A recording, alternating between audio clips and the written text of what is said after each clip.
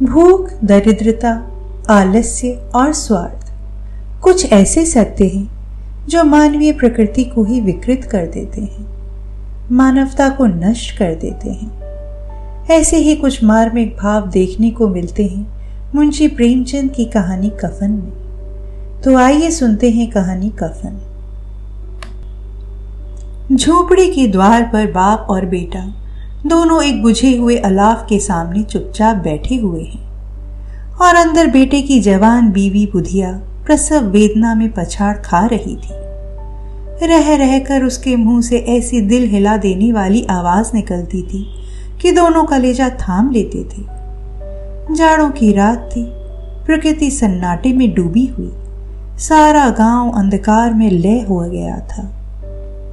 घीसू ने कहा, मालूम होता है बचेगी नहीं, सारा दिन दौड़ते हो गया, जा देख तो आ। माधव चिढ़कर बोला, मरना ही है तो जल्दी मर क्यों नहीं जाती, देखकर क्या करूं? तू बड़ा बेदर्द है बे, साल भर जिसके साथ सुख चैन से रहा उसी के साथ इतनी बेवफाई। तो मुझसे तो उसका तड़पना और हाथ पांव पटकना नहीं देखा जाता। चमारों का कुनबा था और सारे गांव में बदनाम। घीसू एक दिन काम करता तो 3 दिन आराम करता।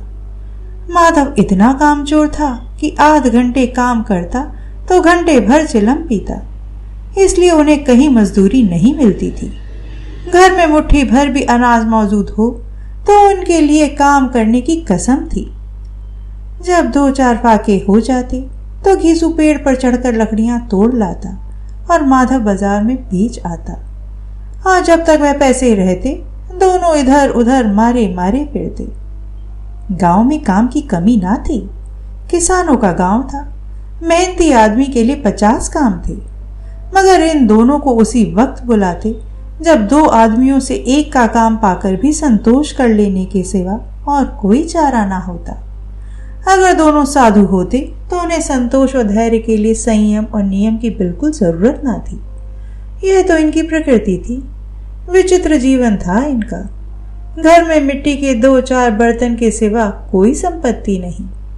फटे चीथड़ों से अपनी नंगता को ढाके हुए जिए जाते थे, संसार की चिंताओं से मुक्त, कर्ज से लदे हुए।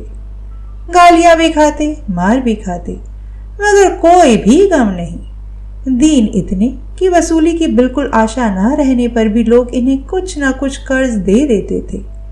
मटर आलू की फसल में दूसरों के खेतों से मटर या आलू उखाड़ लाते और भून भान कर खा लेते, या 10-5 ऊख उखाड़ लाते और रात को चूसते। घीसू ने इसी आकाशवृत्ति से 60 साल की उम्र काट दी और माधव भी सपूत बेटे की तरह बाप ही के पदचिन्हों पर चल रहा था, बल्कि उसका नाम और भी उजागर कर रहा था। इस वक्त भी दोनों अलाव के सामने बैठकर आलू भून रहे थे, जो कि किसी खेत से खोद लाए थे। घीसू की स्त्री का तो बहुत दिन हुए देहांत हो गया था। माधव का ब्याह पिछले साल हुआ था। जब से यह औरत आई थी उसने इस खानदान में व्यवस्था की नींव डाली थी और इन दोनों बेगैरतों का दोजख भरती रहती थी। जब से वह आई यह दोनों और भी आराम तलब हो गए थे, बल्कि कुछ अकड़ने भी लगे थे। कोई कार्य करने को बुलाता तो निर्ब्याज भाव से दुगनी मजदूरी मांगते। वही औरत आज प्रसव वेदना से मर रही थी और यह दोनों शायद इसी इंतजार में थे कि वह मर जाए तो आराम से सोएं। घीसू ने आलू निकालकर छीलते हुए कहा, जाकर देख तो क्या दशा है उसकी। चुड़ैल का फिसाद होगा और क्या, यहाँ तो ओझा भी 1 रुपया मांगता है। माधव को भय था कि वह कोठरी में गया तो घीसू आलूओं का बड़ा भाग साफ कर देगा। बोला, मुझे वहां जाते डर लगता है। डर किस बात का है, मैं तो यहाँ हूं ही, तो तुम ही जाकर देखो ना। मेरी औरत जब मरी थी तो मैं 3 दिन तक उसके पास से हिला तक नहीं, और फिर मुझसे लजाएगी कि नहीं। जिसका कभी मुंह नहीं देखा आज उसका उगड़ा हुआ बदन देखूं। उसे तन की सुध भी तो ना होगी, मुझे देख लेगी तो खुलकर हाथ पांव भी ना पटक सकेगी। मैं सोचता हूं कोई बाल बच्चा हुआ तो क्या होगा, सोंठ गुड़ तेल कुछ भी तो नहीं है घर में। सब कुछ आ जाएगा, भगवान दे तो। जो लोग अभी एक पैसा नहीं दे रहे हैं वे ही कल बुलाकर रुपए देंगे। मेरे 9 लड़के हुए, घर में कभी कुछ ना था, मगर भगवान ने किसी न किसी तरह बेड़ा पार ही लगाया। जिस समाज में रात दिन मेहनत करने वालों की हालत उनकी हालत से कुछ बहुत अच्छी ना थी, और किसानों के मुकाबले में वे लोग जो किसानों की दुर्बलताओं से लाभ उठाना जानते थे कहीं ज्यादा संपन्न थे, वहां इस तरह की मनोवृत्ति का पैदा हो जाना कोई अचरज की बात ना थी। हम तो कहेंगे गीसू किसानों से कहीं ज्यादा विचारवान था, और किसानों के विचार शून्य समूह में शामिल होने के बदले बैठकबाजों की कुत्सित मंडली में जा मिला था। हाँ, उसमें यह शक्ति ना थी कि बैठकबाजों के नियम और नीति का पालन करता, इसलिए जहां उसकी मंडली के और लोग गांव के सरगना और मुखिया बने हुए थे, उस पर सारा गांव उंगली उठाता था। फिर भी उसे यह तकसीम तो थी ही कि अगर वह फटेहाल है तो कम से कम उसे किसानों की सी जी तोड़ मेहनत तो नहीं करनी पड़ती, और उसकी सरलता और निरीता से दूसरे लोग बेजा फायदा तो नहीं उठाते। दोनों आलू निकाल निकाल कर जलते जलते खाने लगे। कल से कुछ नहीं खाया था, इतना सब्र ना था कि ठंडा हो जाने दें। कई बार दोनों की जबानें जल गईं। छिल जाने पर आलू का बाहरी हिस्सा बहुत ज्यादा गर्म ना मालूम होता, लेकिन दांतों के तले पड़ते ही अंदर का हिस्सा जबान, हलक और तालू को जला देता था, और उस अंगारे को मुंह में रखने से ज्यादा खैरियत इसी में थी कि वह अंदर पहुंच जाए। वहां उसे ठंडा करने के लिए काफी सामान था, इसलिए दोनों जल्द जल्द निगल जाते। हालांकि इस कोशिश में उनकी आंखों से आंसू निकल जाते। घीसू को उस वक्त ठाकुर की बारात याद आई जिसमें 20 साल पहले वह गया था। उस दावत में जो उसे तृप्ति मिली थी वह उसके जीवन में एक याद रखने लायक बात थी, और आज भी उसकी याद ताजी थी। बोला, वह भोज नहीं भूलता। तब से फिर उस तरह का खाना भरपेट नहीं मिला। लड़की वालों ने सबको भरपेट पूड़ियां खिलाई थीं। सबको, छोटे बड़े सबने पूड़ियां खाईं, और असली घी की। चटनी, रायता, 3 तरह के सूखे साग, एक रसेदार तरकारी, दही, चटनी, मिठाई। अब क्या बताऊं कि उस भोज में क्या स्वाद मिला। कोई रोक टोक नहीं थी। जो चीज चाहो मांगो, जितना चाहो खाओ। लोगों ने ऐसा खाया कि किसी से पानी ना पिया गया, मगर परोसने वाले हैं कि पत्तल में गरम गरम गोल गोल सुवासित कचौड़ियां डाल देते हैं। मना करते हैं कि नहीं चाहिए, पत्तल पर हाथ से रोके हुए हैं, मगर वह है कि दिए जाते हैं। और जब सबने मुंह धो लिया तो पान इलायची भी मिली, मगर मुझे पान लेने की कहां सुध थी। खड़ा ना हुआ जाता था। चट पर जाकर अपने कंबल पर लेट गया। ऐसा दिल दरियाव था वह ठाकुर। माधव ने इन पदार्थों का मन ही मन मजा लेते हुए कहा, अब हमें कोई ऐसा भोज नहीं खिलाता। अब कोई क्या खिलाएगा, वह जमाना दूसरा था। अब तो सबको किफायत सूझती है। शादी ब्याह में खर्च मत करो, क्रियाक्रम में खर्च मत करो। पूछो, गरीबों का माल बटोर बटोर कर कहाँ रखोगे? बटोरने में तो कमी नहीं है। हाँ, खर्च में किफायत सूझती है। तुमने एक 20 पूड़ियां खाई होंगी। 20 से ज्यादा खाई थी। मैं 50 खा जाता। 50 से कम मैंने ना खाई होंगी। अच्छा पट्टा था। तू तो मेरा आधा भी नहीं है। आलू खाकर दोनों ने पानी पिया और वहीं अलाव के सामने अपनी धोतियां ओढ़कर पांव पेट में डाले सो रहे, जैसे 2 बड़े बड़े अजगर गेंडुलियां मारे पड़े हों। और बुधिया अभी तक करा रही थी। सवेरे माधव ने कोठरी में जाकर देखा तो उसकी स्त्री ठंडी हो गई थी। उसके मुंह पर मक्खियां भिनक रही थीं। पथराई हुई आंखें ऊपर टंगी हुई थीं। सारी देह धूल से लथपथ हो रही थी। उसके पेट में बच्चा मर गया था।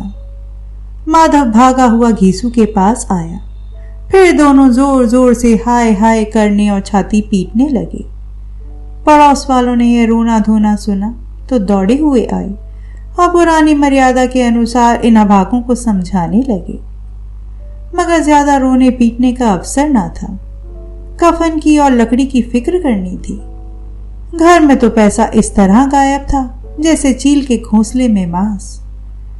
बाप बेटे रोते हुए गांव के जमींदार के पास गए।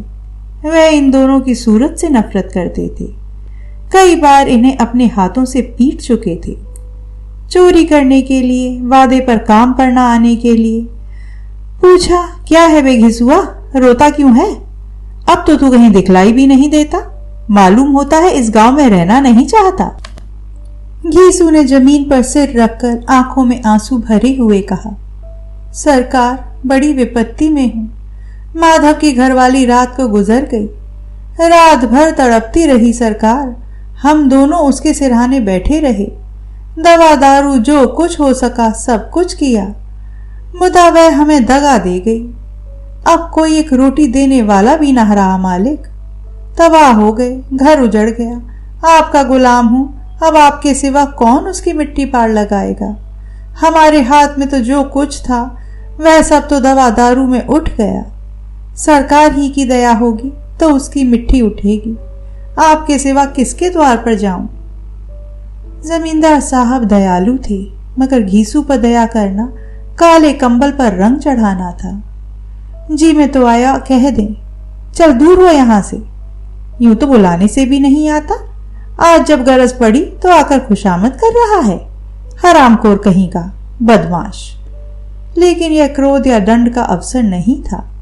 जी मैं कुड़ते हुए 2 रुपए निकाल कर फेंक दिए, मगर सांत्वना का एक शब्द भी मुंह से ना निकला। उसकी तरफ ताका तक नहीं, जैसे सिर का बोझ उतारा हो। जब जमींदार साहब ने 2 रुपए दिए तो गांव के बनिए महाजनों को इनकार का साहस कैसे होता? घीसू जमींदार के नाम का ढिंडोरा भी पीटना जानता था। किसी ने 2 आने दिए, किसी ने 4 आने। 1 घंटे में घीसू के पास 5 रुपए की अच्छी रकम जमा हो गई। कहीं से अनाज मिल गया, कहीं से लकड़ी। और दोपहर को घीसू और माधव बाजार से कफन लाने चले। इधर लोग बांस वांस काटने लगे। गांव की नरम दिल स्त्रियां आ आकर लाश देखती थीं और उसकी बेकसी पर 2 बूंद आंसू गिराकर चली जाती थी। बाजार में पहुंचकर घीसू बोला, लकड़ी तो उसे जलाने भर को मिल गई है, क्यों माधव? माधव बोला, हाँ लकड़ी तो बहुत है, अब कफन चाहिए। तो चलो कोई हल्का सा कफन ले लें। हाँ और क्या, लाश उठते उठते रात हो जाएगी। रात को कफन कौन देखता है? कैसा बुरा रिवाज है कि जिसे जीते जी तन ढाकने को चीथड़ा भी ना मिले, उसे मरने पर नया कफन चाहिए। कफन लाश के साथ जल ही तो जाता है, और क्या रखा रहता है। यही 5 रुपए पहले मिलते तो कुछ दवा दारू कर लेते। दोनों एक दूसरे की मन की बात ताड़ रहे थे। बाजार में इधर उधर घूमते रहे। कभी इस बजाज की दुकान पर गए, कभी उस दुकान पर। तरह तरह के कपड़े, रेशमी और सूती देखे, मगर कुछ जचा नहीं। यहाँ तक कि शाम हो गई।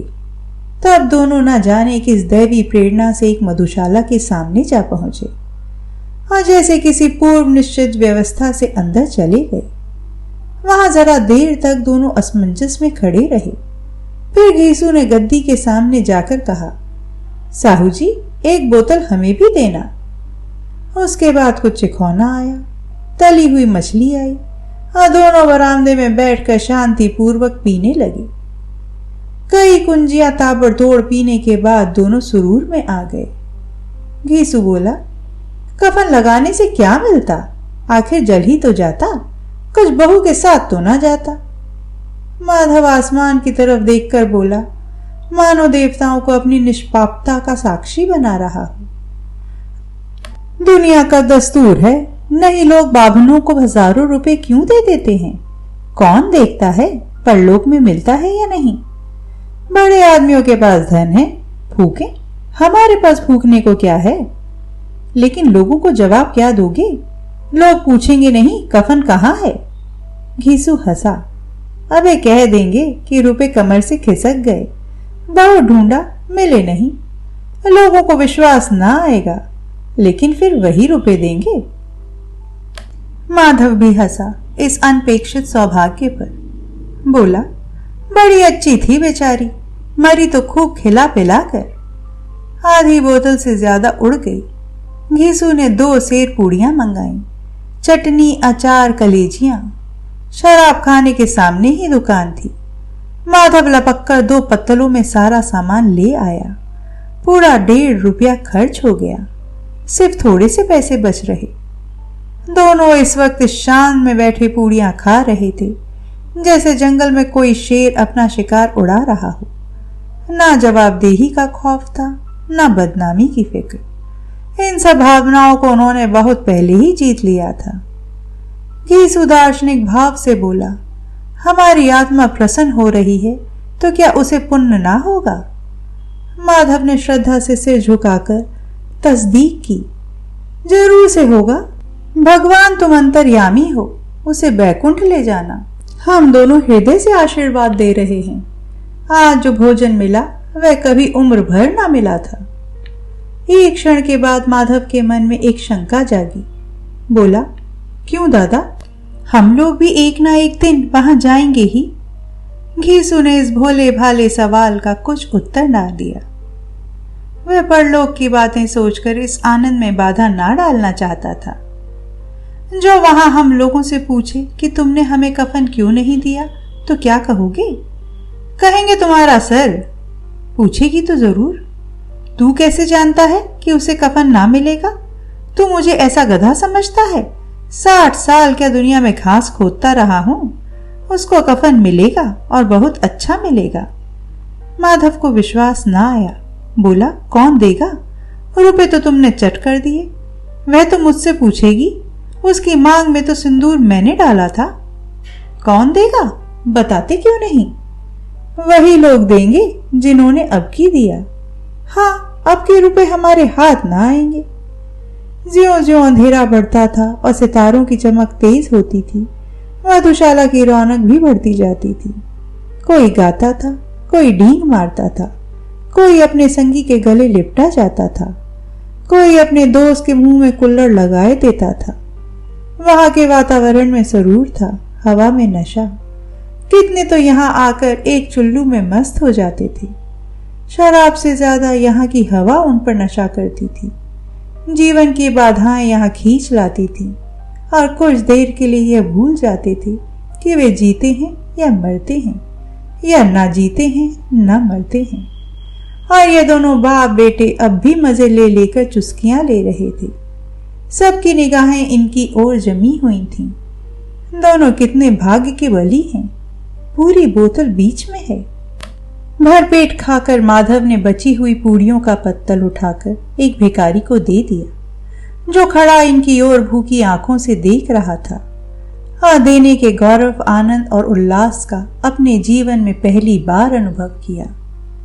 घीसू ने कहा, ले जा, खूब खा और आशीर्वाद दे।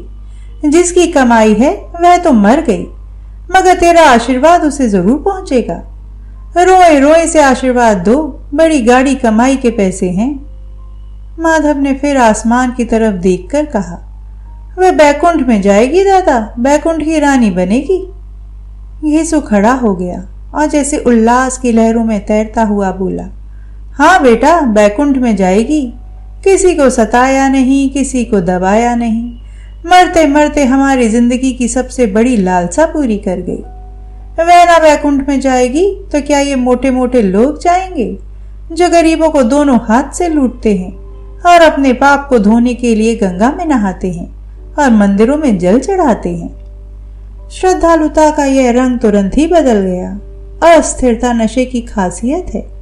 दुख और निराशा का दौरा हुआ। माधव बोला, मगर दादा, बेचारी ने जिंदगी में बड़ा दुख भोगा, कितना दुख झेलकर मरी। वह आंखों पर हाथ रखकर रोने लगा, चीखें मार मार कर। घीसू ने समझाया, क्यों रोता है बेटा, खुश हो कि वह माया जाल से मुक्त हो गई, जंजाल से छूट गई।